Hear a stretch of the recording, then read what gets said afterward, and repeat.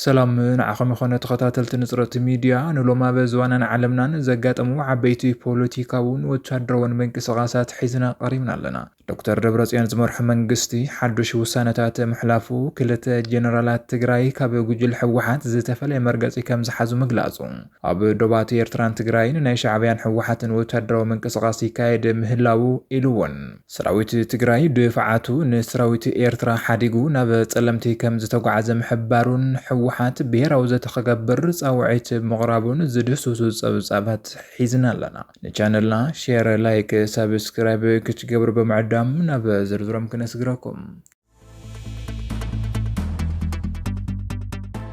دكتور دبرصيان زمرحو منغست تግራይ حدشت ውሳነታት ከም ዝወሰነ ተገሊጹ ስራሕ ፈጻሚ ብሄራዊ ክልላዊ መንግስቲ ትግራይ ዓበይቲ 4 ውሳነታት ተሕሊፍሎ እቲ ስራሕ ፈጻሚ ኣብ ዝገበረ ኣኼባ ብዝተፈላለየ ገባናት ኣብ ቤት ህንጸትን ዝርከቡ 573 ተሃነጽቲ ብየቕሬታ ካብ ማእሰርቲ ክፍትሑ ወሲኑሎ ኣብ ክልል ትግራይ ብሰፊሕ ዝፍጸሙ ዘለዉ ገባናት ግዕዚና ንምክልኻልን ንምቁጽጻርን ዘኽእል መምርሒ መጥያሽ ብሄራዊ ኮሚቴ ጸረ ግዕዚና እውን ኣጽዲቑ ቤት صحفة بريزيدانت بهيراوي كللاو منغست تግራይ ሎሚ ዕለት 20 ነሓሰ 2018 ዓመተ ምህረት ካብ ከተማ መቐለ ኣብ ዝዘርግሑ ወግዓዊ መግለጺ ስራሕ ፈጻሚቲ ክልል ኣብ ዘካይዶ ስሩዕ ኣኼባ ኣብ 4 ዓበይቲ ኣጀንዳታት ብዕንቆት ድሕሪ ምዝታይ ውሳነታት ከም ዘሕለፈ ኣፍሊጡሎም ካብኣቶም ድማ ብዝተፈላለየ ገበናት ኣብ ቤት ህንጸት ዝርከቡ 573 ተሃነጽቲ ብየቕሬታ ክፈትሑ ዝቐረበ ውሳነ ብሙሉእ ሓሳብ ተቐቢሉ ኣጽዲቕዎ ኣብ ትግራይ ብሰፊሕ ዝፍጸሙ ዘለዉ ገበናት ግዕዚና ንሳዕቤኖም ንምክልኻልን ንምቁጽጻርን ተሓታትነትን ምርግጋጽን ብምሕሳብ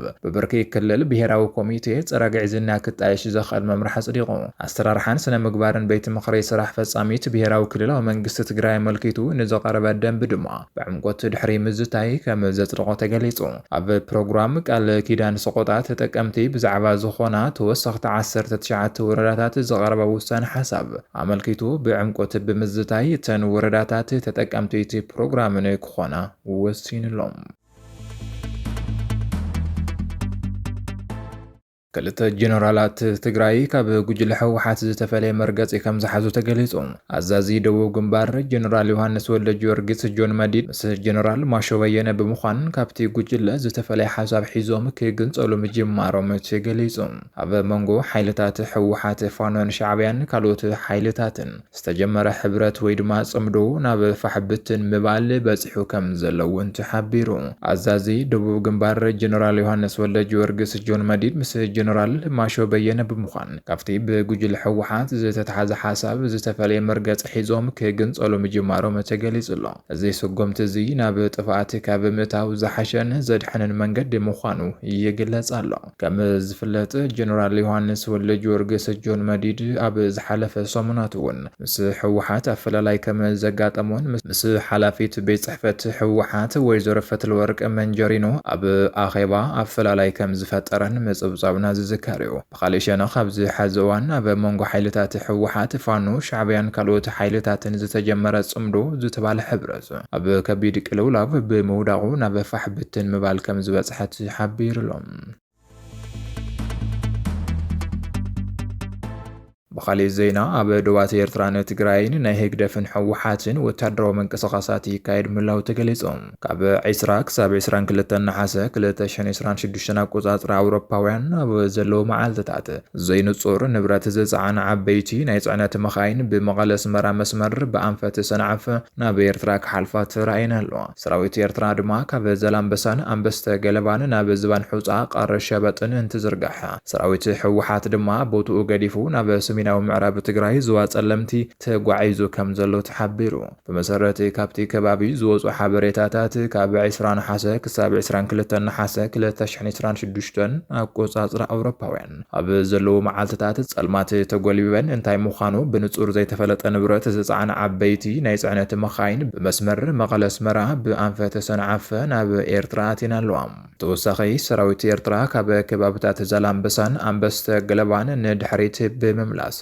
ክሳብ ዝባን ሕውፃ ቃረ ሸብጥን ኣብ ዘለው ቦታታት ተዘርጊሑ ወታደራዊ ናብሮ ይገብር ኣሎ። ኣብቲ ቦታ ዝነበረ ሰራዊት ሕወሓት ድማ ቦትኡ ገዲፉ ናብ ሰሜናዊ ምዕራብ ትግራይ ዞባ ጸለምቲ ከም ዝተጓዓዘን ናይ ክልቲኦም ሓይልታት ርኡይ ምንባብ ዝተመልኦ ወታደራዊ ምንቅስቓስ ይረአ ምህላውን ጸብጸባት ይሕብሩ። መንግስቲ ኤርትራ ኣብዚ ዝሓለፈ 10 መዓልትታት ኣብ ልዕሊ ሰራዊቱ ፍሉይ ናይ ሞባይላት ምጥርናፍን ምግፋፍን ወፍሪ እውን እናካየደ ከም ዘሎ ተገሊጹ። ኣዘዝቲ ሰራዊትን ካድረታትን ናይ ኢትዮጵያ ሲም ካርድ ሒዞም ከይርከቡ ተሪር መጠንቀቕታ ዝተዋሃቦም እንትኾን ካብ ኣስመራ ሒዞም ናብ ደቡብ ብምቕራብ ምስ ስድሮም ብናይ ኢትዮጵያ ሲም ካርድ ዝራኸቡ ሰባት ምህላዎም ብምጥቃስ ምፍርራሕ እናተኻየደ ይርከብ። ብተወሳኺ ናይ ኤርቴል መደወሊ ካርድ ካብ ዕዳጋ ብምጥፍኡ ናይ ህዝቢ ርክባት ከም ዝተቋረፀ ተሓቢሩ።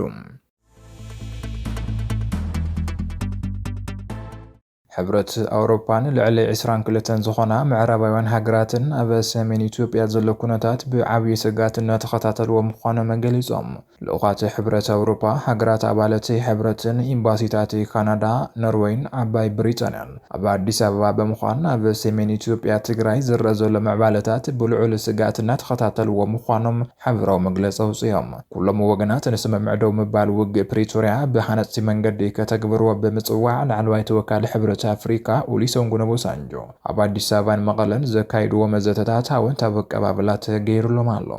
ልኡኻት ሕብረት ኣውሮፓ ኣብ ኢትዮጵያ ሕብረት ኣፍሪካን ምስ 22 ኣባል ሃገራት ሕብረት ኣውሮፓ ብምዃን ማለት እውን ኦስትሪያ፣ ቤልጅየም፣ ቡልጋርያ፣ ቼክ ሪፐብሊክ፣ ዴንማርክ፣ ፊንላንድ፣ ፈረንሳይ፣ ጀርመን፣ ግሪክ፣ ሃንጋሪ፣ ኤርላንድ፣ ጣልያን፣ ሉክሰምበርግ፣ ማልታ፣ ኒዘርላንድ፣ ፖላንድ፣ ፖርቹጋል፣ ሮማንያ፣ ስሎቫኪያ፣ ስሎቬንያ፣ ኢስፓንያ፣ ስዊድን ከምኡውን ኤምባሲታት ካናዳ፣ ኖርዌይን ዓባይ ብሪጣንያን ኣብ አዲስ ኣበባ ብምዃን ሓበራዊ መግለፂ ኣውፅኦም ኣለዉ። መግለፂ ድማ ኣብ ሰሜን ኢትዮጵያ ዝረኣዩ ዘሎ ምዕባለታት ብልዑል ስጋት እናተኸታተልዎ ምዃኖም ገሊፆም። እቶም ዲፕሎማሰኛታት ኩሎም ወገናት ነቲ ኣብ መንጎኦም ዝተኣተወ ናይ ፕሪቶርያ ናይ ሓባር ደው ምባል ውግእ ስምምዕ ብቁኑዕ መንፈስን ብሃነፅቲ ኣገባብን ከተግብርዎ ተሓሳሲቦም ኣለዉ። ብተወሳኺ ላዕለዋይ ተወካሊ ሕብረት ኣፍሪካ ብቀርኒ ኣፍሪካ ናይ ቀደመ ፕሬዚዳንት ናይጀርያ ኦሉሴጉን ኦባሳንጆ ናብ አዲስ ኣበባን መቐለን ብምምፃእ ዝገበርዎም ዘተታትን ናይ ሰላም ፈተነታትን ኣወንታዊ ኣቀባብላ ከም ዝገብሩላ ኣፍሊጦም። በመደምደምታ ድማ ድሮ ብሕሱም ድርቅን ልዑል ሰብኣዊ ሓገዝ ብምድላይ ናብ ከቢድ ፀገም ኣብ ዝርከብ ክልል ትግራይ ዳግማይ ወታደራዊ ግጭት ምልዓል ንህዝቢ ሰሜን ኢትዮጵያ ኣዝዩ ዓናውን ዘሕዝንን ሳዕቤን ከስዕብ ምዃኑ ኣጠንቂቖም ኣለዉ። ውድብ ሳልሳይ ወያነ ትግራይ ንውድብ ሕወሓት ናብ ውሽጣዊ ብሄራዊ ዘተ ክመጽእ ደጊሙ ጻውዒት ተቕሪቦም። ውድብ ሳልሳይ ወያነ ትግራይ ሳውት ንኻልኣይ ግዜ ኣብ ዝጸሓፎ ወግዓዊ ደብዳቤ ውድብ ሕወሓት ንብሄራዊ ዘተ ዘለዎ ድልውነት ከርኢ ሕቶ ተቕሪቦም። ኣብ ትግራይ ዘሎ ከቢድ ፖለቲካዊ ውድቀት ጆኖሳይድን ሕሱም ድርቅን ተወሲኽዎ ህልውና ህዝቢ ኣብ ኣፍ ደገ ጥፍኣት ኣብፅሕዎ ከም ዘሎ ገሊፆም። ኣብ ደጋዊ ሓይልታት ጥራሕ ዝተንጠልጠለ ፖለቲካዊ መንገዲ ዘላቒ ፍታሕ ከም ዘየምፅእ ብምሕባር ብሓበራዊ ቃልሲ ተጋሩ ዝመጽእ ውሽጣዊ ዘተ የድሊ ብምባል ተሓሳሲቦም። ውድብ ሳልሳይ ወያነ ትግራይ ሳወት ብ19 ነሓሰ 2018 ዓ.ም ካብ ከተማ መቐለ ናብ ህዝባዊ ወያነ ሓርነት ትግራይ ሕወሓት ኣብ ዝጸሓፎ ደብዳቤ ትግራይ ንዝሓለፉ ዓመታት ገጢምዋ ዘሎ ጸገማት ውጽኢት ፖለቲካዊ ውድቀት ምዃኑ ኣመልኪቱ እቲ ውድብ ኣብ መግለፂኡ ከም ዝሓበሮ ብሰንኪ እዚ ውድቀት እዚ ህዝቢ ትግራይ ከቢድ ዋጋ እናኸፈለ ምህላውን ነዚ ዝተገደደ ድርቅን ዓጽዎን ተወሲኽዎ ህልውናት ብሄር ኣብ ከቢድ ሓደጋ ወዲቑ ከም ዘሎ ገንዚቡ ሳወት ኣብ ደብዳቤኡ ከም ዝሓበሮ ሕወሓት ነቲ ውሽጣዊ ሓቂ ዕሽሽ ብምባል ኣብ ደጋዊ ሓይልታት ጥራሕ ዝተንጠልጠለ ፖለቲካዊ መንገዲ ክኸተል ምጽንሑ ዘላቒ ፍታሕ ከም ዘየምጽእ ተሓሳሲቦም። ስለዚ ሕወሓት ንዝሓለፉ ዓመታት ዝተኸተሎ መንገዲ ኮነ ሕዚ እውን ውጽኢቱ ዘይፍለጥን ባዕሉ ዘይቆጽሮን ፖለቲካዊ ውሳነታት ብምግታዕ ብሄራዊ ዘተ ድሉው ክኸውንን ብሓበራዊ ጻዕሪ ተጋሩን ህዝብን ንዓድን ንምድሓን ክሰርሕ ደጊሙ ጻውዒት ተቕሪቡሎም።